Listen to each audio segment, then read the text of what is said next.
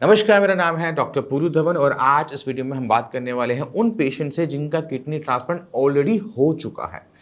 अब हर महीने जब हम प्रैक्टिस कर रहे होते हैं, ओपीडी में पेशेंट देख रहे होते हैं, तो हर महीने 5 से 6 ऐसे पेशेंट आते हैं जिनका ऑलरेडी ट्रांसप्लांट हो चुका है और ट्रांसप्लांट होने के बाद उनका किडनी लेवल बढ़ रहा होता है।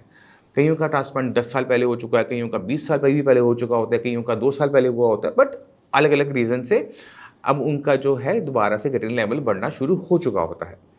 अब ये किडनी लेवल दोबारा से क्यों बढ़ रहा है?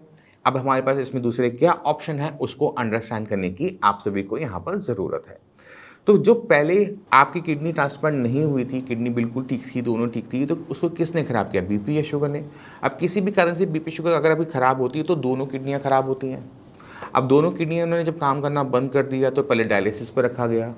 अब जब डायलिसिस से वीकनेस आ रही थी, तो क्या किया गया? ट्रांसप्लांट सजेस्ट किया गया कि आप ट्रांसप्लांट करवा लो। आपने ट्रांसप्लांट भी करवा लिया। तो तीसरी किडनी यानी किसी और की किडनी आपके पेट में रख दी गई, जो दोनों किडनियों का काम अकेले किडनी कर रही थी। अब वो जो किडनी किसी और से ली थी, वो हो सकता है कि आपकी माता की हो, पिताजी की हो, या फिर आपके भाई बहन की हो, किसी की भी हो। अब वो आपकी बॉडी में जाकर वो फॉरेन बॉडी ही कंसिडर की जाती है। आपकी बॉडी उसे एक्सेप्ट नहीं करती है। इसी वजह से जितने भी ट्रांसप्लांट किए हुए पेशेंट होते हैं, उनको स्टेरॉइड पे रखा जाता है। वो स्टेरॉइड डिफरेंट डिफरेंट टाइप के होते हैं, बट वो रखा जाता है और उनको अपना मंथली बेसिस पे या क्वार्टरली बेसिस पे मॉनिटर भी किया जा रहा होता है कि उसकी अमाउंट आपके ब्लड में कितनी चल रही है, ना वो कम हो ना ज़्यादा हो।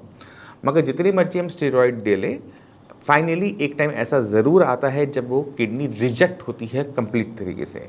वो दोबारा से अपने काम करने की क्षमता को खोना शुरू करती है। ये टाइम सब में डिफरेंट डिफरेंट हो सकता है, किसी में 2 साल, किसी में 6 साल, किसी में 10 साल, किसी में 20 साल भी। भाई जब वो रिजेक्शन हो रही है, तो दोबारा से वही सब कुछ शुरू हो रहा है जो पहले हुआ था, यानी बढ़ता हुआ किडनी लेवल। अभी जब किडनी लेवल दोबारा से बढ़ता हुआ नजर आता है, पेशेंट को लगता है कि अब मैं क्या करूं, अब मेरे पास तो किडनी भी नहीं है। तो ऐसे केसेस में हमें क्या करना होता है? तो अगर एक पेशेंट का एक बार ट्रांसप्लांट हो चुका है, उस पर आयुर्वेदिक मेडिसिन काम नहीं करती हैं। मैं फिर से कहूँगा, जिन पेशेंट का ट्रांसप्लांट हो चुका है, उन पे आयुर्वेदिक मेडिसिन काम नहीं करती है। उन्हें किसी भी टाइप की आयुर्वेदिक मेडिसिन से बचना चाहिए, यानी फिर किसी भी टाइप के ट्रीटमेंट से बचना चाहिए, क्योंकि यहाँ पर रिजेक्शन हुई है स्टेरॉइड की विफलता की वजह से। अगर हम चाहते हैं कि किडनी आपकी सर्वाइव कर जाए, तो हमें स्टेरॉइड की मात्रा को बढ़ाना पड़ता है।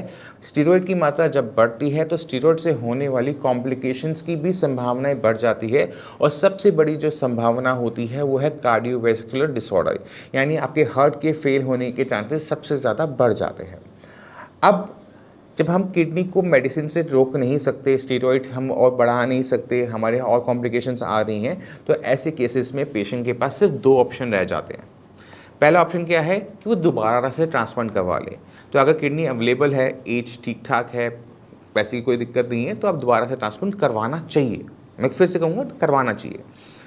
अगर ये सब नहीं हो सकता, तो पेशेंट को अपने को डायलिसिस पे सर्वाइव करने के अलावा दूसरा कोई रास्ता नहीं बचता। अब डायलिसिस के साथ ना थोड़ी सी कॉम्प्लिकेशन ये होती है कि जब हम डायलिसिस करवाते हैं, तो हमारी बॉडी में वीकनेस आनी शुरू होती है, क्योंकि जब डायलिसिस मशीन बॉडी में से किडनी यूरिया निकालती है, तो कुछ ऐसा सामान भी निकालती है जो उसको नहीं निकालना चाहिए, जो बॉडी के लिए ज़रूरी है। इसी वजह से पेशेंट जब डायलिसिस पर होता है, तो वो डे बाई डे भी वीक होता चला जाता है। ऐसे पेशेंट को समझने की ज़रूरत है कि उसको डायलिसिस से बचना है, तो उसको सिर्फ एक चीज़ पे काम करना है, वो है फूड, खाना। अगर खाना आपका पौष्टिक है, उसमें बहुत अच्छी मात्रा में प्रोटीन भरा हुआ है, तो जो नुकसान आपको डायलिसिस के टाइम पर होगा, उससे आप खाने से कंपनसेट कर पाओगे। अगर आपको भूख कम लग रही है, तो भूख लगाओ। बॉडी में वीकनेस किसी भी कीमत में नहीं आनी चाहिए, क्योंकि ऐसे पेशेंट जिनका डायलिसिस होगा, उनके लिए सिर्फ एक ही दुश्मन है, वो है वीकनेस। पेशेंट वीक होते होते ख़त्म हो जाता है, तो आपको अपने आप को वीक नहीं होने देना। तो मैं अपने हर पेशेंट को बोलता हूँ जो डायलिसिस करवा रहा है, कि आपको दिन में कम से कम 4 बार खाना खाओ। आपको क्रिएटिनिन को चिंता करने की ज़रूरत नहीं है, क्रिएटिनिन अपने आप डाउन होगा। मगर अगर आपकी बॉडी में वीकनेस हो गई, तो आपको ज़िंदा रखना मुश्किल हो जाएगा। तो दिन में 4 बार खाना खाना हर किडनी फेलियर पेशेंट जिसका डायलिसिस हो रहा है, हफ्ते में 2 बार, उसको ज़रूरी है। अगर 3 बार हो रहा है, तो बहुत ज़रूरी है कि आप अपनी डाइट को बहुत ज़्यादा रिच करो, क्योंकि अगर आप अपने खाने को रिच नहीं कर पाओगे, तो डायलिसिस आपको वीक करते हुए आपकी बॉडी को बहुत नुकसान पहुंचा देगा। तो इस वीडियो से समझने की ज़रूरत ये है कि हम ट्रांसप्लांट करवा तो लेते हैं, बट उससे हमारी जो कॉम्प्लिकेशंस हैं वो ख़त्म नहीं होती, वो कुछ टाइम के लिए टल जाती हैं। कॉम्प्लिकेशन जब दोबारा आती हैं तो वहाँ पर आप कमज़ोर नहीं हो सकते, वहाँ पर आपको बहुत स्ट्रॉन्ग होना पड़ता है फिज़िकली भी और मेंटली भी।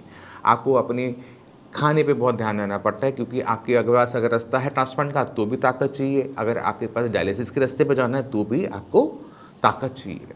अगर आपको कोई भी गाइडेंस चाहिए हो किडनी फेलियर को लेकर तो मैं आपके साथ अवेलेबल हूँ। तो मैं उम्मीद करता हूँ इस वीडियो से आप काफ़ी कुछ समझ गए। फिर भी आपके माइंड में कोई भी डाउट हो, कुछ भी पूछना चाहते हो, मोस्ट वेलकम है, आप मिल के भी बात कर सकते हैं। और इसी के साथ आप सभी चलने की आगे चाहूँगा। मिलते हैं अगली वीडियो में, तब तक के लिए नमस्कार।